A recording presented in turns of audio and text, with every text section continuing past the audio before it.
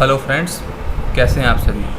आज हम लोग भृगुनंदी नाड़ी के सिद्धांत को इस पत्रिका पर लगाकर देखेंगे और यह जानने का प्रयास करेंगे कि इस मेल नेटिव का विवाह कब होगा या नहीं होगा, और होगा तो वैवाहिक जीवन कैसा चलेगा। इसके विषय में हम लोग जानने का प्रयास करेंगे और इस पत्रिका को भृगुनंदी नाड़ी के सिद्धांत के अनुसार हम लोग इस पत्रिका का विश्लेषण करेंगे। तो सर्वप्रथम, जैसा कि आप सभी जानते हैं कि शुक्र जो होता है वो पत्नी का कारक होता है। तो हम लोग सबसे पहले शुक्र की स्थिति को देखेंगे और हम लोग शुक्र से बनने वाले जो ग्रह योग हैं इस पत्रिका में उसको देखेंगे, जिससे कि हम लोगों को शुक्र का बल समझ में आएगा कि शुक्र कैसी स्थिति में है। तो आइए देखते हैं। सर्वप्रथम देखिए, शुक्र जो है वो सिंह राशि में बैठा है अपनी शत्रु राशि में, और शुक्र के आगे उसकी नीच राशि है कन्या। हालांकि बुध भी वहाँ पर है जो कि शुक्र का मित्र है, तो ये एक पॉजिटिव साइन हुआ शुक्र के लिए कि शुक्र को आगे उसका मित्र मिलेगा। परंतु शुक्र जब कन्या में जाता है तो वहाँ पर उसको सूर्य मिलेगा पहले, उसके बाद बुध मिलेगा, और सूर्य जो है वो शुक्र का शत्रु है। ठीक है, तो ये बात हो गई शुक्र की आगे जाने वाली गति के विषय में, कि अर्थात शुक्र जो है सिंह राशि में शत्रु राशि का बैठा है और आगे नीच राशि की तरफ जा रहा है, और वहाँ पर जो है उसका मित्र बुध जो है वो मौजूद है उसकी मदद करने को, परंतु सूर्य जो है उसका रास्ता रोकेगा कन्या में। आइए आगे देखते हैं। अब शुक्र से बनने वाले ग्रह योग के विषय में देखते हैं। तो देखिए, शुक्र जो है वो 10 अंश 8 कला का है, चंद्र जो है 17 अंश 55 कला का है, और केतु जो है वो 20 अंश 14 कला का है। अर्थात शुक्र सिंह राशि में जब आगे बढ़ता है तो उसको सबसे पहले चंद्र मिलता है। ठीक है, शुक्र जब सबसे पहले आगे बढ़ेगा तो उसको चंद्र मिलेगा, और शनि उसको पहले ही मिल चुका है। शनि चूँकि 3 अंश 25 कला का है, तो शुक्र शनि से मिलकर आया है, ऐसा हम लोग बोल सकते हैं। आइए आगे बढ़ते हैं। तो चंद्र मिलेगा, चंद्र जो है वो शुक्र का शत्रु है। आइए आगे बढ़ते हैं। फिर केतु जो है, तो केतु भी जो है वो शुक्र के लिए शत्रुता का भाव रखता है। अर्थात शुक्र जो है वो कंफर्टेबल नहीं है केतु के साथ। क्यों नहीं है? क्योंकि केतु जो है वो मेटाफिजिकल प्लैनेट है, वो अध्यात्म का ग्रह है, और शुक्र जो है वो भोग का ग्रह है। तो दो विपरीत धर्मी ग्रह जब समीप आएंगे तो उसमें दिक्कत आती है। ठीक है, तो क्या बात यहाँ पर निकली कि शुक्र जो है वो बहुत कमज़ोर स्थिति में है। यहाँ पर शुक्र के आगे चंद्र, उसके आगे केतु, और त्रिकोण में शनि। शुक्र के पीछे शनि है उसका मित्र, और आगे जो है 2 उसके शत्रु ग्रह बैठे हैं, और आगे उसकी नीच राशि है कन्या, और वहाँ पर सूर्य मिलेगा। तो शुक्र की स्थिति जो है यहाँ बहुत ज़्यादा कमज़ोर है, और ये नेटिव जो है ये 1988 का इसका जन्म हुआ है, अक्टूबर के माह में 1988। मैं पूरी बर्थ डिटेल्स यहाँ पर शेयर नहीं कर रहा हूँ क्योंकि कुछ प्राइवेसी का मुद्दा यहाँ पर है। तो ये जो व्यक्ति है इसका विवाह अभी तक नहीं हो पाया है। इसको फाइनेंस की बहुत ज़्यादा समस्या है, मतलब येन केन प्रकार जो है इसका जीवन यापन हो रहा है। इसका कारण क्या निकला? इसका मुख्य कारण यही निकला है कि शुक्र जो है शुक्र पत्री में एफ्लिक्टेड हो गया है। एज पर भृगुनंदी नाड़ी का जो सिद्धांत हम लोगों ने अभी तक हम लोग पढ़ते आ रहे हैं, उसके अनुसार ये शुक्र जो है ये पीड़ित हो गया है। इस कारण से इसका विवाह भी नहीं हो रहा है, इसको वाहन का सुख भी नहीं मिल रहा है, इसको घर मकान आदि का सुख भी नहीं है, इत्यादि शुक्र के जितने भी फल होते हैं वो सभी नष्ट हो रहे हैं। ठीक है, आइए आगे बढ़ते हैं। तो देखेंगे हम लोग कि बुध वक्री है, तो बुध कहीं ना कहीं सिंह राशि में भी आकर शुक्र की मदद करना चाहेगा, ये अच्छी बात है। फिर क्या है कि गुरु जो है वो वक्री है, मंगल जो है वो वक्री है, तो गुरु मेष में भी कार्य करेगा और मंगल जो है वो कुंभ में भी कार्य करेगा। वर्तमान समय में, जब आज से कुछ एक महीने की पहले की बात है, जब राहु चूँकि मीन राशि में गोचर कर रहा था, तो मंगल राहु का संबंध जब बना तो इस व्यक्ति का एक एक्सीडेंट हुआ और इसका दाहिना हाथ जो है वो बुरी तरह फ्रैक्चर हो गया और उसकी शल्य चिकित्सा करनी पड़ी। साथ ही साथ इसके पिता के ऊपर भी कष्ट आया, क्योंकि केतु भी वहाँ पर गोचर कर रहा था सूर्य के ऊपर। बाकी जो है, चूँकि मुझे मोटे तौर पर उसने जानकारी दी थी, इस कारण से मैं बाकी ग्रहों का गोचर यहाँ पर नहीं बता पा रहा हूँ आप लोगों को। तो कुल मिलाकर ये स्थिति बनी कि मंगल जो है उसके साथ में गोचर के राहु का जब संबंध बना तो इसका हाथ जो है वो बुरी तरह से टूट गया था और वहाँ पर शल्य चिकित्सा करनी पड़ी थी। और अभी भी जो है राहु यहाँ से क्रॉस कर ही रहा है, तो वर्तमान में फिर से जो है एक बार इसके पैर में तकलीफ़ आई है। लेकिन अभी तक ये इंसान जो है, क्योंकि पैसे का अभाव इतना ज़्यादा है इसके साथ में, अभी तक इसने जांच जो है वो नहीं करवा पाया है किसी कारण से कि पैर में फ्रैक्चर हुआ है कि नहीं हुआ है, इस बात का ज्ञान उसे अभी तक नहीं है। ठीक है, आइए बात करते हैं कि ये व्यक्ति कर क्या रहा है, उसके बाद हम लोग वापस से इसके विवाह के विषय पर आएंगे। देखिए, शनि जो है, शनि धनुष राशि में बैठा है। तो शनि जिस राशि में बैठता है वो राशि, उससे 7वीं राशि और उससे अगली राशि ये बहुत ज़्यादा कार्मिक होती है। लेकिन शनि जिस राशि में बैठता है वो राशि बहुत ज़्यादा कार्मिक हो जाती है। तो शनि जो है वो धनुष राशि में बैठा हुआ है, लेकिन उसके आगे पीछे कोई ग्रह नहीं और 7वें में भी कोई ग्रह नहीं है। तो शनि कमज़ोर है। इस कारण से ये शनि जो है, इसकी कमज़ोर स्थिति के कारण व्यक्ति का जो प्रोफेशन है, जो कार्य है, वो अभी तक सेटल नहीं है और व्यक्ति की आय भी बहुत कम है। शनि से त्रिकोण में मेष राशि में कोई नहीं है, परंतु गुरु का प्रभाव आएगा क्योंकि गुरु वक्री है। इसके अलावा हम लोग आगे बात करें तो शनि जो है उसके त्रिकोण में शुक्र चंद्र केतु भी है। तो शनि को कुछ माइलेज यहाँ पर मिलती है, परंतु चंद्र केतु के कारण शनि में जो शुक्र से उसमें बदलाव आ रहे थे, जो शनि को बल मिल रहा था, वो अगेन यहाँ पर चंद्र केतु के कारण उसमें खराबी भी आ रही है।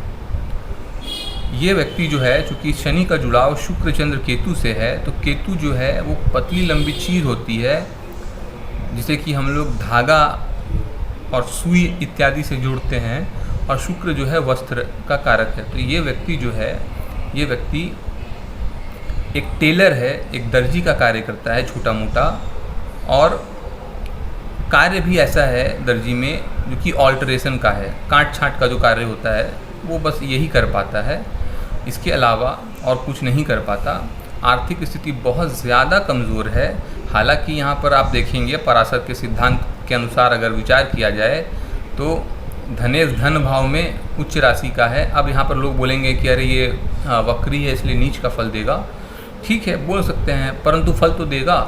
अगेन लाभ भाव का स्वामी भी जो है अपने से केंद्र में है, लग्नेश के साथ है, उसके बावजूद भी व्यक्ति की आर्थिक स्थिति बहुत ज़्यादा ही कमज़ोर है।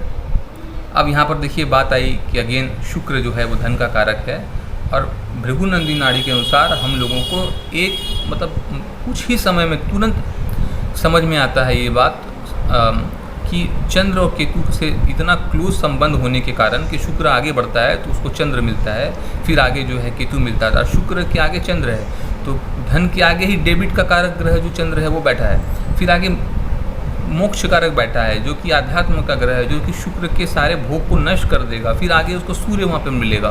तो शुक्र की तो स्थिति ही पूरी तरह से ख़राब हो गई। इसमें शादी अभी तक हुई नहीं है, होगी भी तो किस प्रकार चलेगी इस पर मुझे बहुत संदेह है, क्योंकि शुक्र का चंद्र से जुड़ना कहीं ना कहीं ये इंडिकेट करता है कि जो इसकी भार्या अगर हो जाएगी, शादी मान लो, हम लोग मान के चलते हैं कि अगर हो ही जाएगी, तो शुक्र जो है उसका संबंध चंद्र के साथ होने के कारण भार्या का उसकी माता से बहुत ज़्यादा लगाव होगा, या उसकी कोई बड़ी बहन होगी उससे बहुत ज़्यादा लगाव होगा।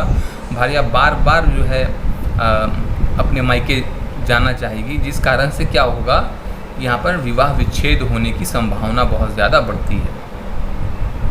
ठीक है, तो शुक्र की स्थिति बहुत ज़्यादा कमज़ोर हो गई है, इस कारण से विवाह हुआ नहीं है। और चूँकि विवाह होगा या ना होगा, इसके ऊपर भृगुनंदी नाड़ी में सिद्धांत है कि शुक्र के त्रिकोण में या शुक्र से संबंधित, अगर बेसिकली इसको ऐसा हम लोग बोल रहे हैं कि शुक्र का संबंध यदि गुरु या शनि से बनता है तो विवाह निश्चित तौर पर होता है। यदि शुक्र का संबंध गुरु से बने तो विवाह बहुत शीघ्र हो जाता है, और यदि शनि से बनता है तो विवाह में विलम्ब होता है। चूँकि विवाह में विलम्ब हो रहा है तो यहाँ पर शुक्र का संबंध शनि से भी है और शुक्र पीड़ित भी है चंद्र केतु आदि से, और बृहस्पति से संबंध भी बन रहा है, परंतु वो जीवन के उत्तरार्ध में बनेगा। तो लगभग उत्तरार्ध आरंभ हो गया है। तो अभी स्थिति ये है कि इस व्यक्ति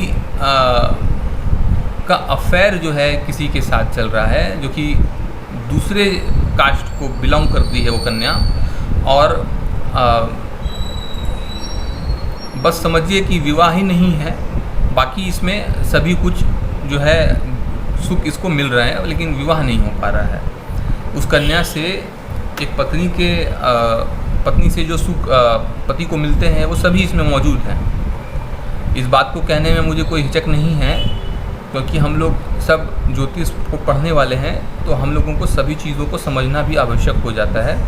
तो इसमें जो है इसकी जो प्रेमिका है उससे इसको पत्नी के जैसे सुख मिल रहे हैं, परंतु विवाह नहीं हो पा रहा है, क्योंकि कन्या का साफ यही कहना है कि आप कुछ पैसे कमाते ही नहीं हो तो मैं कैसे शादी कर लूँ आपसे। आप कुछ कमाइए तब तो मैं आऊँ, वरना गृहस्थी कैसे चलेगी, ये कहना है इस कन्या का। तो ये जो पत्रिका है, ये शुक्र जो है वो बहुत ज़्यादा यहाँ पर पीड़ित हुआ, इस कारण से इसको धन आदि की समस्याएं चल रही हैं, और शादी भी जो है ये हो नहीं पा रही है किसी न किसी कारण से।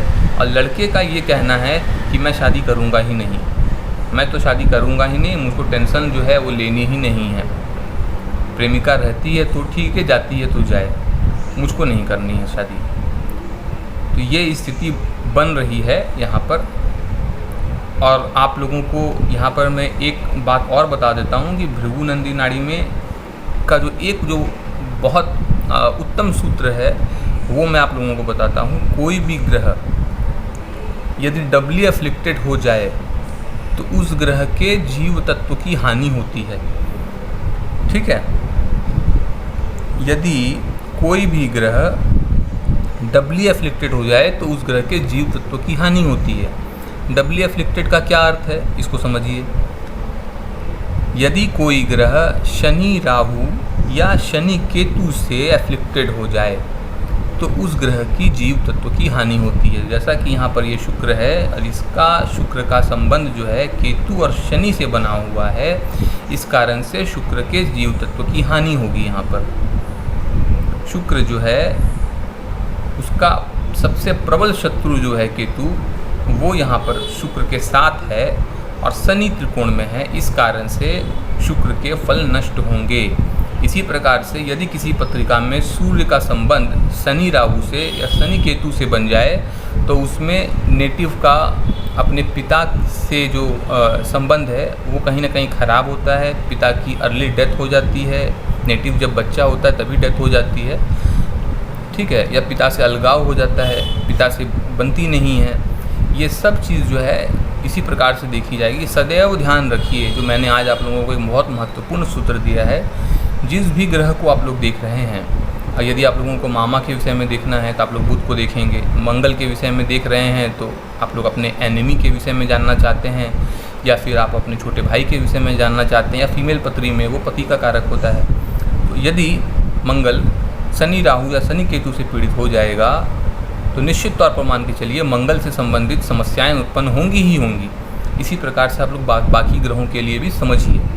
जो मैंने ये सूत्र बताया ये एकदम तीर की तरह लगता है और कार्य करता है, परंतु किसी भी रूल को अप्लाई करने से पहले आप लोगों को ये देख लेना होगा कि कहीं किसी प्रकार का परिवर्तन तो नहीं घटित हो रहा है, कहीं ग्रह वक्री तो नहीं है। अगर किस प्रकार की स्थिति होगी तो योग भंग होंगे। अब भृगुनंदी नाड़ी में 2 सिद्धांत जो है वो हमेशा से ही एक्सेप्शन के रूप में कार्य करते हैं। एक जो है परिवर्तन, दूसरा जो है वक्रत्व। इसको सदैव ध्यान में रखना चाहिए पत्रिका का फल कहने से पहले। तो ये जो पत्रिका थी इसमें शुक्र की स्थिति बहुत ज़्यादा खराब है और शुक्र डबली एफ्लिक्टेड भी है और शुक्र का संबंध जो है चंद्र के साथ भी है। तो कहीं ना कहीं शुक्र जो है वो करप्ट हो गया है। यहाँ पर विवाह करना और होना ये दो बातें हैं। तो नेटिव तो खुद ही डिनाई कर रहा है करने से, क्योंकि उसकी आर्थिक स्थिति ठीक नहीं है, और इधर प्रेमिका जो है वो स्वतः ही मना कर रही है कि मैं नहीं करूँगी। ठीक है, हालांकि दोनों में रिलेशंस आज भी हैं। तो देखते हैं आगे क्या होता है, इस पर होगा या ना होगा, इस पर मैं और ज़्यादा इस पर एनालाइज नहीं कर रहा हूँ। ये मैं आप लोगों के विवेक के ऊपर छोड़ रहा हूँ, आप लोग खुद ही एनालाइज कीजिए। ठीक है, आज के लिए इतना ही। मिलेंगे अगले वीडियो में किसी और विषय को लेकर। धन्यवाद।